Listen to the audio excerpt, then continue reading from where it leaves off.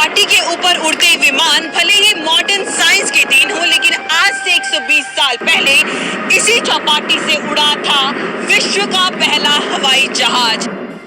दुनिया की नजर में 1903 में राइट ब्रदर्स ने पहला विमान उड़ाया था। लेकिन इस इतिहास पर पड़ी धूल को साफ किया जाए तो मालूम होता है कि तलपड़े ने राइट ब्रदर्स से 8 साल पहले ही इतिहास रच दिया था।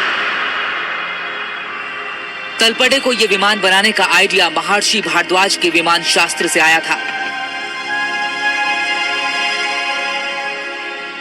कैलिफोर्निया यूनिवर्सिटी के एरोस्पेस इंजीनियर ट्रेविस टेलर ने तो रामायण में उल्लेख किए गए पुष्पक विमान का 3D मॉडल बनाकर उस पर एक्सपेरिमेंट किया था, जिसका नतीजा ये निकला कि विमान का ये मॉडल पूरी तरह से एरोडायनामिक था।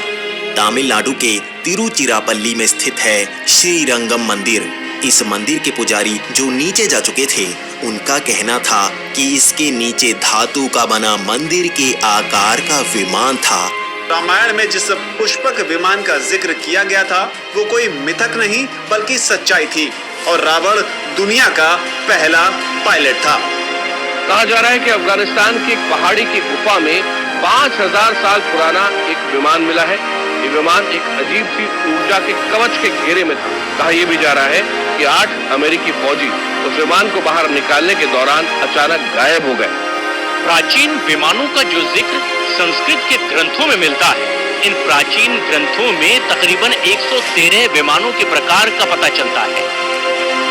हिटलर महाभारत और रामायण के बारे में जानता था। उसे पता था कि इन महाकाव्यों में कई खतरनाक अस्त्रों का और विमानों का उल्लेख किया गया है, इसीलिए वो इन ग्रंथों में छिपी जानकारी को डिकोड करके उसका इस्तेमाल स्पेसशिप बनाने के लिए करना चाहता था।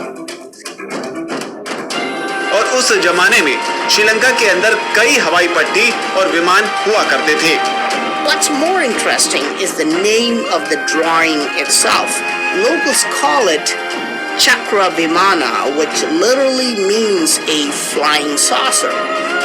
महाभारत में उड़ते विमान, रामायण में उड़ते पुष्पक विमान, ऋग्वेद वैमानिक शास्त्र में कैद विमान की तकनीक और डिजाइन आधुनिक विज्ञान के लिए एक नया दरवाजा खोल रहे हैं। जरूरत सिर्फ नजरें खोलकर देखने की है। हमारे प्राचीन ग्रंथों में ही सारा आधुनिक विज्ञान कैद है।